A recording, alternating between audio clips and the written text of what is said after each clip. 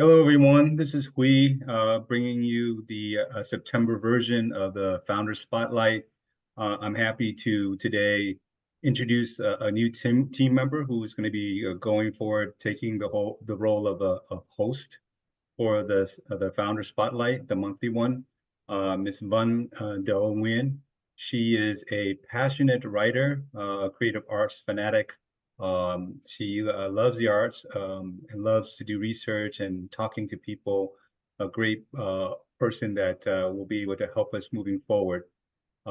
Before we go into the session today, I just want to remind everyone that we're having our semi-annual TechXM, which is the mini version of our annual semi-annual TechX fusion of the creative arts and technology Tech Fest. It's coming up this next October on October 26th. You'll be able to register and buy tickets starting early next week when the registration site is up. Okay, with that, I'll hand it over to Bun, and Bun can introduce our founder spotlight for the month of September. Hi, everyone. Welcome to Savvy Code's monthly Founders Spotlight. We have Spencer Lussier today. He is the founder and CEO of Networked, a business in the business of building community. So I'm really excited to speak with Spencer today. So we're going to take it right off. Welcome, Spencer. Do you have anything to say before I start asking questions? Well, nice to meet everybody. And Hui, it's an honor to be here. Thanks for making this happen. And Vaughn, it's very nice to meet you as well. And I'm looking forward to this interview spotlight. All right. So right into the questions. Can you share some key moments on your entrepreneurial path that shaped your vision? Absolutely. And in fact, before we even jump in, I'll just, for the benefit of people who might not know about Networked, just take a quick moment to tell you a little bit about kind of what we're up to and, maybe where we are in our journey. Yes. Vaughn, would that be potentially a good idea? Yes, sounds good. Cool, cool, cool. So we are Networked, and we are about, we just actually did our first round of funding, which was a 2.5 million pre-seed, and that round was oversubscribed, which we were super excited about. And, a huge shout out to the investors, who've supported us and believe in our mission. And with that, we've been able to establish, just an absolutely incredible team. So, and we all work really hard, and we're all, I think, big believers in the mission. And I think that's natural with such an early stage startup. And to kind of situate you and our listeners where we are in our journey, we're sort of at that early growth stage. So we're much further than that, initial ideation or product to market fit or sort of what's the value prop. We like to think we're past that, and we're right now, in the point where we're scaling up and we're onboarding, customers every day, and we're seeing, it's a real honor and a pleasure to be part of their journeys. And to tell you a little bit about our company and what its purpose is we basically function as enabling technology for our customers. So our customers use us to build and power their communities. So Hui, of course, is a savvy code. I know that there's a variety of pillars within that organization. It has a lot of a startup component and a lot of creative arts component, but really it's a community that's connecting like-minded individuals and that wants to make access to opportunities together. So hopefully that's a little bit about what we're up to, but we are absolutely a community tech platform and mobile app, and it's used by all sorts of communities, but we have a very specific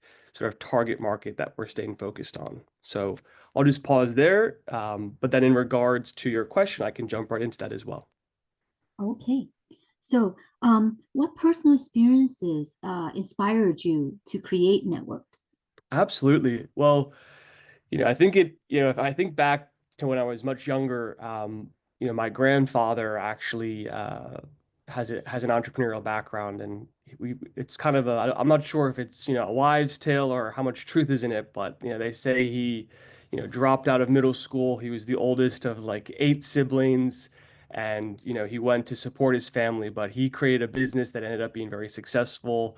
It was a garage door business named Hal Doors. So I think that kind of runs in the family. And, my pop was spent most of his career in executive search, but then ultimately went on to also be a business owner. And I think all of that influenced potential my upbringing. And as it relates to networked was actually an evolution. It wasn't sort of like, oh, we have this, big idea, this big epiphany. It was based actually off our first company, GCA, Game Change Agency, which is very much a community.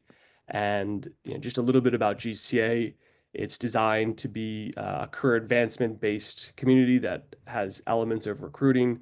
So depending upon whether you're a recruiter or a hiring manager, you essentially can leverage the GCA community, the GCA network to source and find, senior level talent for a variety of roles, even beyond full time, like board roles or guest speaking or advisory. And I think, that technology, the technology we built for GCA became so advanced that people started to ask us if we would white label it. And that was kind of, at first we were like, no, we're not interested in that. But the question kind of kept popping up. So we took it pretty seriously and we didn't want to be, another login portal, like a closed garden where you have all this friction for the users. I got to go to all these disparate places. I got to go to this portal for my university or this portal for, my association or this portal that I'm on the board of or this portal for, for my employer. So we kind of gave it some pretty good thought, and then ultimately that's how Network came about. But hopefully that sheds a little bit of light, Vaughn, to your question. Yeah, so that leads us right into the whole question of what is the mission of Network, right? And how you see it evolving in the coming years. Absolutely. Well, we have a big mission, and I think if you said it just in a few words, it's to increase the amount of opportunities that are available to people, and to unpack that a bit more. We believe that communities are full of opportunities, and we want to help communities thrive. So our role is providing the technology that enables communities to not only build, but thrive. So within that, you might, find access to a mentor within that community. That's potentially helpful. Within a community, you might change a job because you met someone in the community or you saw a role that was posted within the community. In fact, I actually just joined a revenue-based community last week where we have 3 roles right now that we're hiring for that are all growth-related roles.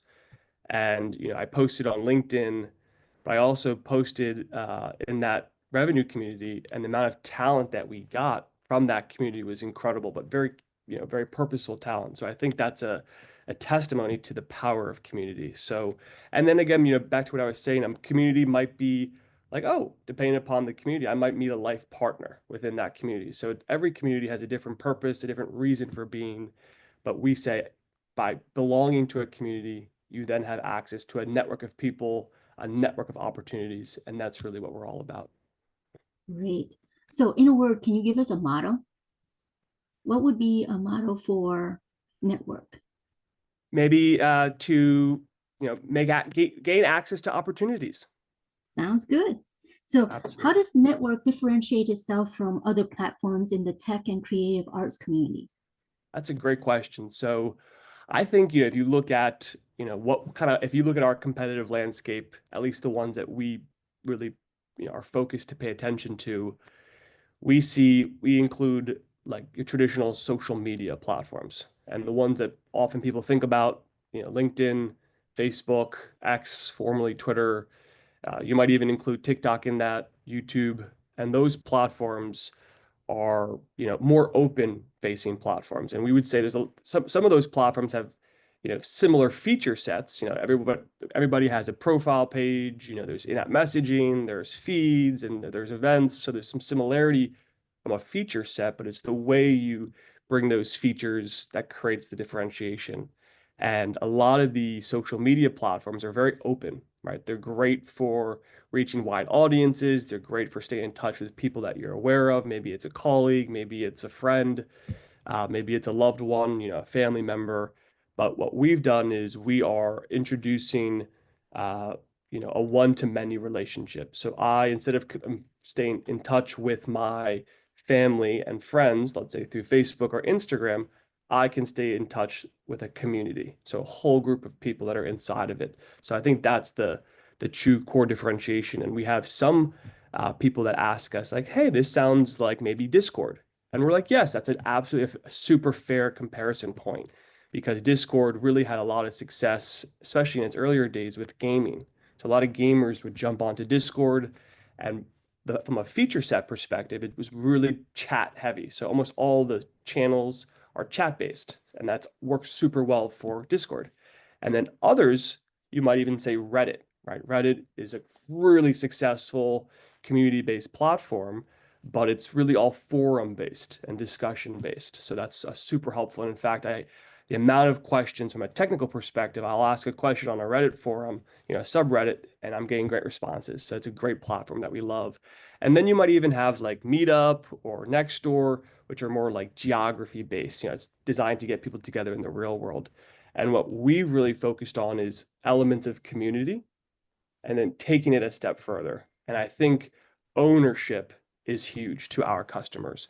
People want to know that, they're not being subjected to an algorithm or they're being subject to content moderation policies or policy changes in general that will just change their efforts. So on, let's say, Instagram, maybe I have 100 followers, maybe 100,000 followers, maybe 1 million followers, but I'm looking to build deeper relationships with them. I want to be able to know, I want to have the comfort to know that I own it and that I can actually monetize it. So ownership and monetization are huge factors that really differentiate and are really important to our customers. And I think, Hui, when I think about our conversations with Savvy Code and kind of what you guys are up to and what you're thinking about, I think there are ideas of, hey, this is your community, right? That's important to Savvy Code, and that's important to a lot of our customers. And some of the customers actually are selling memberships, so they can maybe some of the communities are free to join. Other communities might have payments, so it's like, oh, to be a member of the community, I pay $5 a month, or maybe $50, or maybe $1,000 a month. So monetization is a big part of what people are passionate about and what people care about within our platform. Yeah, if I can add to that, Spencer, the more we use Savvy Code, the more we use network, the more we see that the key differentiator, the ones you mentioned before, Discord, they're really social talking. They're like sharing information and exchanging information. Whereas other communities, many communities like Savvy Code needs a a platform specific to what they do, activities like raising money, like meeting up, like doing Yeah, workshops. So it's more of a active, hey, meet up type of situation. So the more passive one, when you can like on Slack, people use it for different reasons, but it's just really for remote communications. It's more like a communication platform. So what I see um, of network doing is activating, allowing communities to be purposeful and active in doing things that's related or specific to that community, and that's helpful. So, absolutely. like for Discord, I'll give you an example.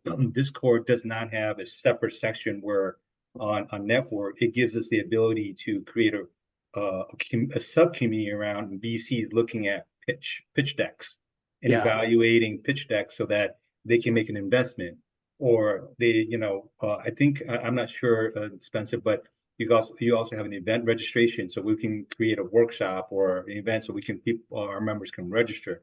Those things are very distinct in the sense that they package existing technology for a useful purpose. I think that you said that perfectly. I think purposeful is a great word that I picked up on in your messaging, and you know, uh, based off what you said, I think it also comes down to this element of customization because with Savvy Code, it's like, oh, I want to create a space to post about pitch decks because if you're the pitch deck owner, you're likely maybe the founder or involved in leadership of that startup, and you're looking to, in a purposeful way, meet investors who can create an opportunity to raise capital. So purposeful is huge, access to opportunities is huge, and that really is only possible. And I'm kind of geeking out here on the tech side, but on the tech side, that's only possible because the platform is so customizable, right? We've basically, if you're building a brick house, you need bricks to build the house. But if you have the bricks, the house can take any shape. So I like to say, we have spaces. Those spaces might be a place to post about pitch decks. Another space might be a place to post about upcoming events and self-registration and things like that. So customization is what enables the flexibility and the purposefulness of what you're describing. So I totally agree with that. That's a great call out. Yeah, I think when you were talking about purposefulness and the customization aspect, that goes right into the next question I was going to ask, which is how do individuals and organizations leverage the power of community, right, to increase the reach and impact within their communities and by Abs using network? Absolutely. That's a big question. And I think, it's a double-edged sword, the way, at least as, with my role as one of the co-founders and the CEO, I'm always looking at the big picture, but also the day-to-day, making sure we're hitting our growth metrics and our goals. But what I mean by that is, it's such a horizontal solution. In one side, you might say, it's a very large addressable market. It's very customizable. It can take on many different use cases. And on the other side, it's easy to get distracted by, a shiny object, a potential customer that's interested. But for us, in our earliest days, as being a pre-seed, moving into our next round of funding right now, we're doing 5 million as a seed round. Um, we're very focused to, have a very the low-hanging fruit for our target market, and a little bit into that target market, we have coaches. We see a lot of success with coaches. So, maybe you are an executive coach and you've got a portfolio of clients, and within the community, it functions as a place to house all of your, courses, your online courses, or all of your resources. It creates certain areas for discussion. So maybe, a coach has cohorts, and they want to be able to organize people into classes or to cohorts or to groups or into projects. So that is a really, we see a lot of success with coaches using our platform. And for them, it's about expanding their reach, right? It's about adding more value to their clients. And it's also about recruiting and gaining the interest of leads, people who are not yet clients that would want to join. So that's a big element of that. And then we also have, thinking back to something that we're probably all familiar with, nonprofits and associations. A lot of associations who are on, more legacy, old school login portals, they want to modernize. It's a very natural alignment. And within their community, a lot of associations are membership based, right? They want to add value to their members. They want to increase engagement. They want to have, more member recruitment. They want to reduce member churn, things like that. So we basically create a safe place for people to share opportunities in a purposeful way. To Hui's point, you can ask for help, you can find mentors, you can share jobs. It's very flexible, as I mentioned previously. And then we also have a lot of success within the creator economy. And in fact, we probably would say that's our number one uh, market that we're focused on, at least in the early days. And what I mean when I say the creator economy, I mean that's certainly a well-known term. So if you know what that is, but for those who may not know what it is, think of social media today. Anyone who has an audience, like maybe I'm a podcaster who has listeners. I'm an influencer on LinkedIn, or I'm an influencer on TikTok or Instagram.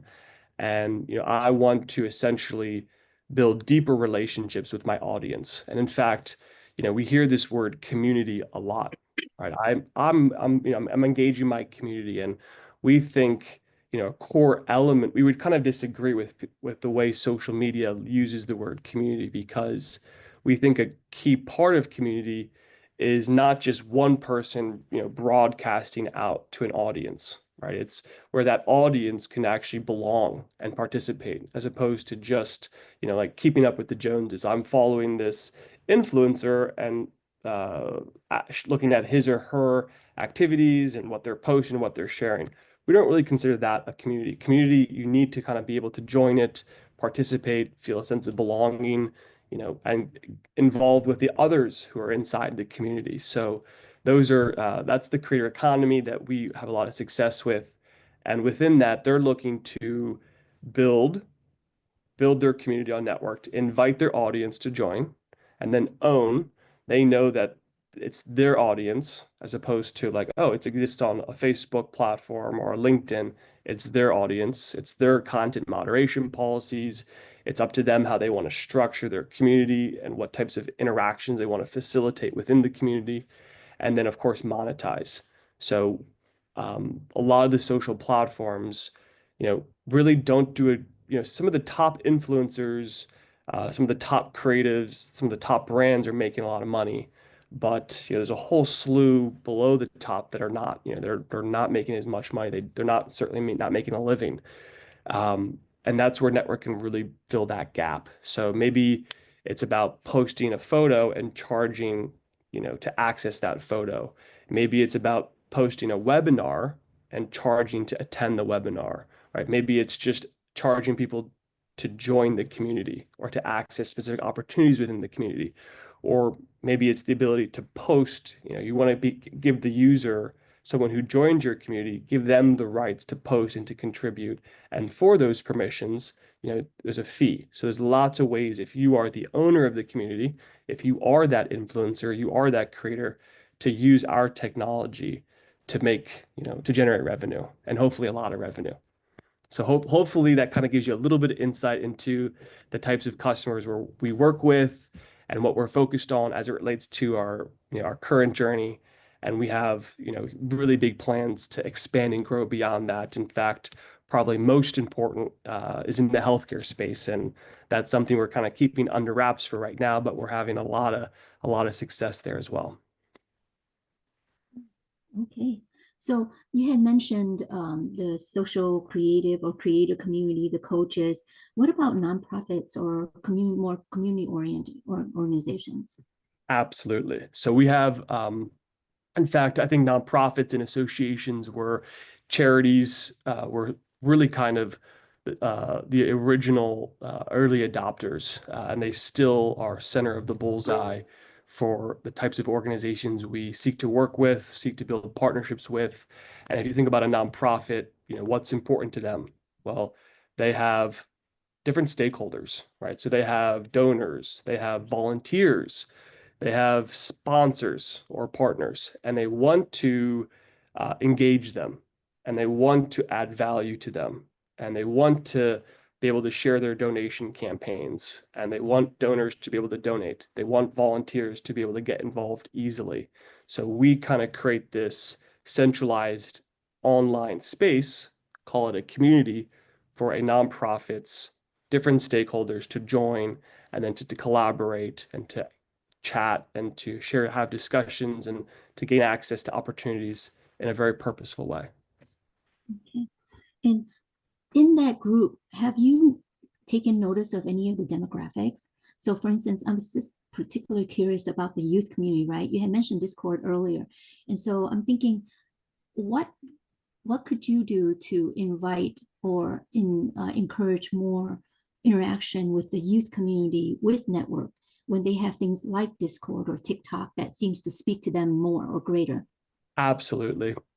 And I think that really is a reflection of time. And, also to be said or to be thought about differently, our maturity or our nascency. So I think if you think about our current go-to-market strategies and who we're targeting, I do believe that is going to and is already attracting a wide, range of users from geography to gender to demographics, et cetera.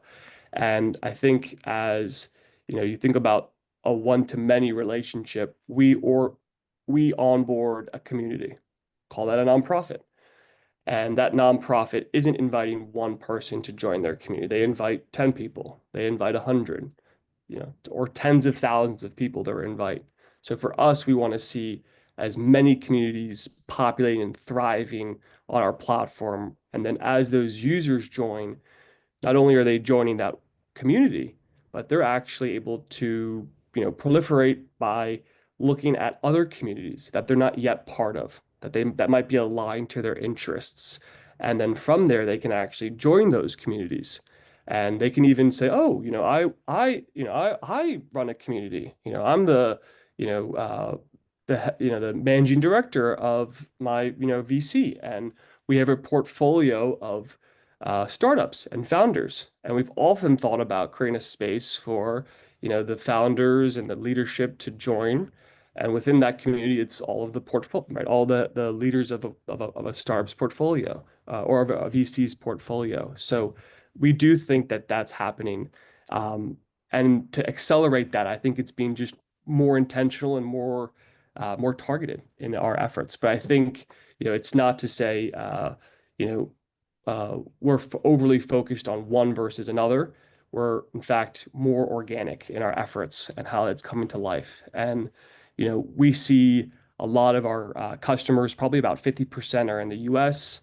The others, rest of world, Asia Pac, Pacific. So we're seeing a global network to date, with over 3,000 communities on the platform. And then I think from an age specific perspective, there are certain challenges when it comes to age. Often, even though a nonprofit is an early use case for us, often it might have certain alignment with certain age groups. There are challenges within that, right? A lot of some of the older age groups might have challenges with using technology that we've seen, whereas often people who are maybe a bit younger are a bit more native to how they've grown up using it. So it's definitely an interesting question, and it's something that we don't spend too much time being overly focused on how to get certain demographics as much as building something that adds a lot of value to our early target market. And we know that if we're doing that correctly, each customer invites their audience, and that becomes a very organic way to have a very diverse set of users with different backgrounds and perspectives and opinions, which is that ultimately is what we're focused on.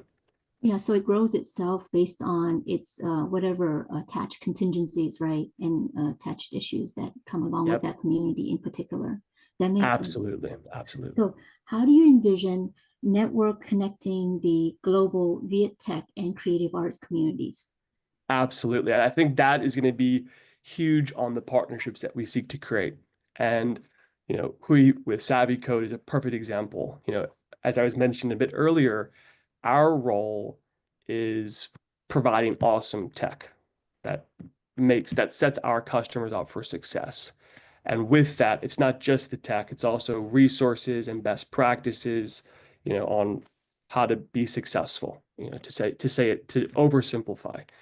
And for us, like a Savvy Code, who is focused on that demographic, if Savvy Code's having success, then we're having success, and their user base is also having success. So I would definitely, encourage our partnerships team to emphasize certain types of outcomes that we're looking for, and then really doubling down on that. And Hui, I'd love to maybe even, maybe this might be a bit unorthodox pulling you in, but I'd love to kind of get your 2 cents on that question as well, because I know you guys are really focused on that. Yeah, ditto. I was just going to say the same. Yeah, Absolutely.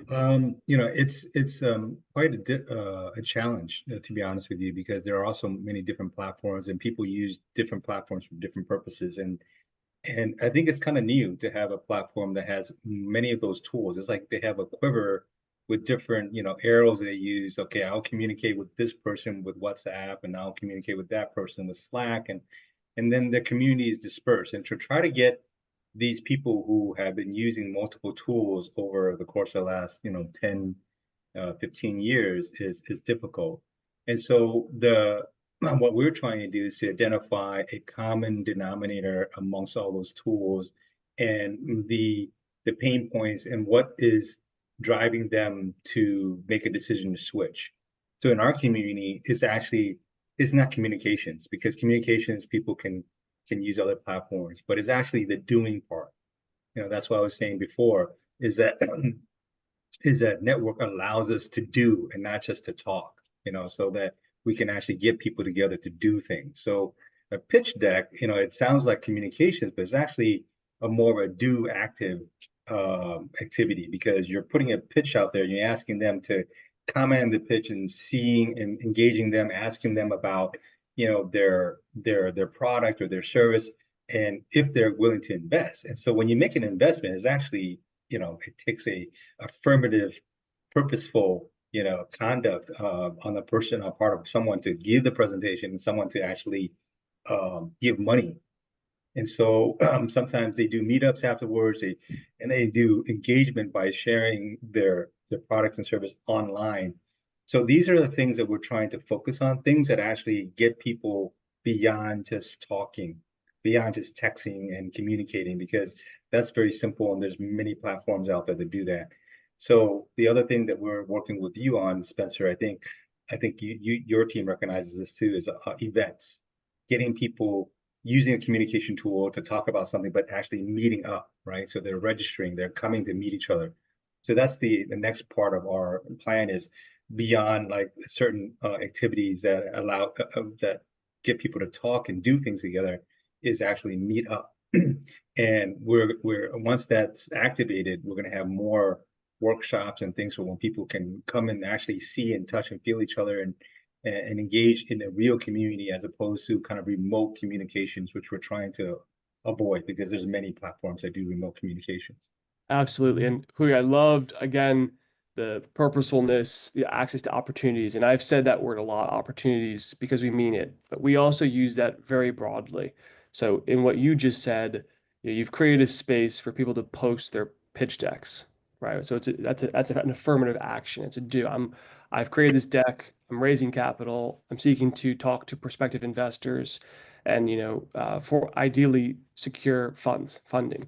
So that's a very purposeful outcome. And, as my dad loves to say, you don't go to the doctors typically unless you need the medicine. So if you really are, someone that's, serious about your company and you are raising capital, you're very inclined to post that. But then there's a demand supply, it's a transaction. So it's a buyer versus a seller. So, if I'm raising capital, then of course I need to have an audience of people who are at least considering investing capital. So the ability to match, opposing interests, or demand supply relationships, where I'm an investor putting money in, or I am, someone raising capital, is a huge outcome that we see. So transactions are a really big part of what makes something purposeful. And who you also mentioned an event, right? So to have an event, you need to have, of course, both sides of it, right? The person who's hosting the event and organizing it, and then people who want to attend it. And that really comes across, for a lot of the features that we've built. It's to facilitate those interactions. Like we have a native, you could call it like a job board. We call it career opportunities, but basically people in the community can post about their hiring needs, their talent acquisition needs, and not just full time. It might be an internship, it might be for an advisory board or a consulting assignment. They can post what they're looking for, and then others in the community who are looking to secure career advancement opportunities, maybe it's that internship, they can see what people are looking for and connect in a very, authentic way within a community, in a safe space. So, I really think that is a huge factor of it. It's creating this purposeful environment where when people need something, that's where they go. And Hui, to your point, changing user behavior, that's always one of the hardest things for any, company or any tech startup. You've got your early adopters, and then you've got people that kind of come in thereafter. So absolutely. And one of our pieces is like all in one, right? So if you're hosting an event, you can use the event feature. If you're sharing a newsletter, you can use the newsletter feature. If you're trying to share jobs, you can use the job feature. So for us, we've got an awesome set of features that are based off of customer feedback that meet the needs. And we're actually, this is, a little bit under wraps, and it's not overly near term. It's a bit distant, but we are actually in discussions with opening up to developers. So a developer who wants to build a custom feature or who wants to take one of our features and modify it, you could do that. And that's something where you could actually have, not just a few engineers contributing to certain features or introducing new features, but hopefully hundreds, if not thousands, which then would allow even more customization and more configuration, as opposed to us and our internal teams always developing every element of every feature. So that's something that we're really excited about as well. Nice. Sounds very exciting. So, I noticed that one of your posts on LinkedIn was super interesting to me. Anyway, like the common question, I'm sure that how do you even start building a community? You're talking about all of this, and you're saying communication. Who is saying purposefulness? Who is saying, activity? How do you put all of that together? Can you share some of that with us? Absolutely. And, I think keeping it simple is a big factor. Start small, collect feedback from your audience, your users, and evolve over time. So one of the core things is to have some kind of purpose, whether that's bringing together like-minded people, whether that's, targeting a certain niche, whether that's like, hey, I want to invite leads and prospects to learn more about my product, my service, you name it, have some type of initial purpose, call that your community mission. And then figure out, who do you want to target and who do you want to get involved? And then once they are involved, you want to kind of create a snowball effect, some momentum, right? Something that, like that pitch deck, get the first person to post their role and make it easy for others to know that they can also post, their pitch decks, right? And once you kind of get that initial momentum, those initial use cases in place within the community, often it then starts to, become self-sustaining and organic. And I think those are the big takeaways. It's just keep it simple, pick a platform that fits your needs, and it makes your job easy, right? It has automation to make it easy. It's got the tools to make it easy. So if you want to host an event, it's not a challenging effort. Or if you want to, have a poll or a survey, it's not a challenging effort. So, and then I also think this idea of, hey, if networked is the platform you choose, then I can use it for all of my activities. And it basically becomes like a central repository for interaction and opportunity sharing and all that stuff. But of course, it exists within the community. But to Hui's point, early adoption is challenging. So you want to be able to share it externally as well, right? So if you post something like an event, yes, of course, everyone in the community is going to be aware of that, but you can take that link and share it to WhatsApp or share it to your Facebook or share it to your LinkedIn. And that's true not just for an event. It could be for just a poll. It could be a funny video that people are sharing. It could be, a job. So this ability to extend content externally is also a big factor. So hopefully that gives you a little bit of, an answer to your question, Stein. For all those people asking that question, how do we start? Where do we start? That's a great answer. Thank you. So, Absolutely. what are your goals for Network in the next or the upcoming years? Absolutely. So I think, as a tech startup, uh, it's natural to think about your growth as it relates to your rounds of investor funding. So I think having just completed our first round, um, that puts us in a really good position to execute on our goals for the near term. And we're already moving into our next round and imminently. And that's designed to be a $5 million seed round. Um, and with that, we're going to be able to do more. We're going to be able to expand the team. We're going to be investing more into the product itself, adding more features or enhancing current features. And we're going to be investing in more growth, and growth initiatives, growth tactics, ad spend, for example. So I think for us, it's staying on track, hitting our goals, not being so focused on the distant future that you lose sight of your day-to-day execution, right? So I think execution is huge for us. It's something that we spend a lot of time thinking about and focusing on.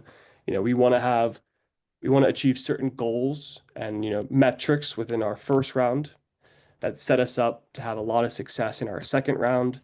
And then within that, once we're in the seed round, the 5 million seed round, we want to be able to make sure that not only do we hire smart, not only do we invest our dollars in an intelligent way, but that it's driving results. Because then that's going to set us up successfully for our Series A round, which is, we're thinking maybe it'll be around give or take $30 million. And then at that point, you're really starting to, have that glide path of growth. So I think for us, it's enjoying the journey, but not being losing track of the day-to-day work and, putting in long hours. And a lot of it comes down to just working incredibly hard. I mean, just a lot of work. Every day you're solving problems, you're doing more than what your resources allow. And I think in these earliest days, if you're fortunate enough and maybe you have some influence on whether you can do that, you've got a great company culture, right? And a company culture is where, in my opinion, not only are people happy, there's a bit of a work-life balance, but it's almost like drinking the Kool-Aid, type phrase, where people really care about the mission, they're invested in it. They don't see that, their job as just a job that's a 9 to 5, or they do it to pay the bills, but they see it as, they're part of something bigger than themselves. And I think that's, I'll let my team speak for themselves, but I think that that's certainly true here. So we want to maintain that, especially as we scale up, past our current team of about 15 people. So yeah, and then I think in regards to, a broader, bigger picture answer, really we want to see communities flourish. We really want to make sure that people are gaining access to opportunities that are helpful to them. And, I think that's, kind of why we got started in the first place. We wanted to make a positive change, and we wanted to hopefully impact not just, a small number of businesses and people, but hopefully, hundreds of thousands, if not, tens of millions. And that's our ultimate objective. And then in Yeah. regards to exits, we're not really even thinking that way. I mean, we are, but we're not. We're just more focused on building something that's awesome, that people love and are getting a lot of value. And as a result of that, we're able to give back and make the world hopefully a little bit better. I love what you were saying. I think I saw this when I was doing research on you, that you are very passionate about making the world a better place, a more inclusive and equitable space. And I Yeah. love the way you phrase that, because that's exactly true. I think that's absolutely necessary when you're trying to build a community, right? The authenticity that comes with that, all of the honesty, all of the commitment. And like you said, oftentimes doing much more than your resources allow, but still doing it Yes. anyway because you're motivated by something much greater than yourself. So I am, Yes. with that, I just want to say thank you. It's been an absolute pleasure. I've learned a lot, and I hope our community finds this as useful as I have. So thank you, Spencer. Did you want to say anything before I close out? Absolutely. Well, it's a real pleasure, and thank you for having me. And you know, where we wouldn't be where we are today without our awesome team. We're really fortunate to have just such uh, great people within the company, and the support of our investors, and we do all of that to build something that adds value to our customers. So thanks so much to the people who are working with us, and thinking about working with us, and trusting us to be a small part of your journey. And then Hui, thank you so much for all of your amazing efforts within Savvy Code and beyond, and for entrusting us for being part of your journey, and then inviting me here today. And it's been a real pleasure, and very nice to meet you as well, and thank you. Yeah, Meet you. just this I want to break the flow, but Okay. there's some good questions. I think that actually will highlight some of the features at Network, Spencer. So if you can take a couple of questions, I think we have a couple of Absolutely. questions. I'm Oh, more than happy awesome. to field a That's Okay. couple even questions. better. Absolutely. Awesome. So we got some questions here. One of the questions asked about whether or not Network filters or blocks what people are saying in the community. I think you can probably address that. Totally. So one of our things is we are a federated Web3 platform, which basically means our customers are in control. And how that translates to the question is, content moderation is how we look at that question ultimately. And we basically say ownership is huge. So every community is its own entity. And even though it functions within a greater ecosystem of other communities that are all connected because they're part of that greater ecosystem, each community is its own instance with its own moderation policies, its own, opportunity sharing, its own structure, everything. I mean, even down to just the branding and the look and the feel of the community is hugely customizable. So the short answer to that question is no. There's no moderation, at least from our side. The question might become like, when do you cross the line? And that's a very, you know, intense question. So I won't go into too much detail there, but, like examples would be like terrorism-based, interactions within a community. When does intervention get involved? But that's through the lens of networked, through the lens of our customers. moderation is at their discretion. So every community is equipped with a suite of tools that makes it easy for the community owner and admins to moderate their community according to their community guidelines and policies. And if people are breaking that, you can report it, you can flag it, you can warn the user, you can block the user, you can suspend the user, you can remove the post, and you can also leverage the power of the community. So others who see something that was posted that might violate the guidelines, it can be flagged to an admin for further escalation. So hopefully that gives you a little bit of an insight to your question. So would it be fair to say that there's kind of a two-level filtering process where the baseline is the legal baseline is what network has to impose as a legal issue for a platform engaging community communications, and then on top of that would be the community's own guidelines about beyond what the law requires. It's basically their community best practices. Exactly. That's super fair to say. And I would, to add to that, there might, depending upon how you look at it, you might say there's a third layer, which is the users who are aware of the community guidelines and they can, get involved and flag it. But ultimately, that second layer, as you said, is our number one. We want to put the community owner, the community admins in total control over what they want to facilitate versus what they do not. Call that the community guidelines or policies. And if people violate that, they can take action. Absolutely. Okay. It's another question about the events. I mean, do you guys coordinate with the big event platforms where they exclusively provide event features and functionality, or is it your own event feature? So that's a great question. I think that comes down to if you choose to use our native event feature versus an external. So the short answer is our platform integrates well with a huge number of tools. Also, Zapier is very helpful for those who are familiar with that. And we also can do custom integrations, and you can also do embeds or webhooks, lots of ways to create a very flexible outcome.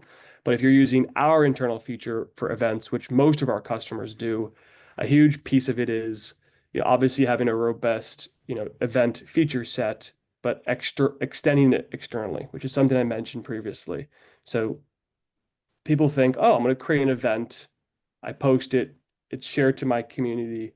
People inside the community can see it. People outside cannot.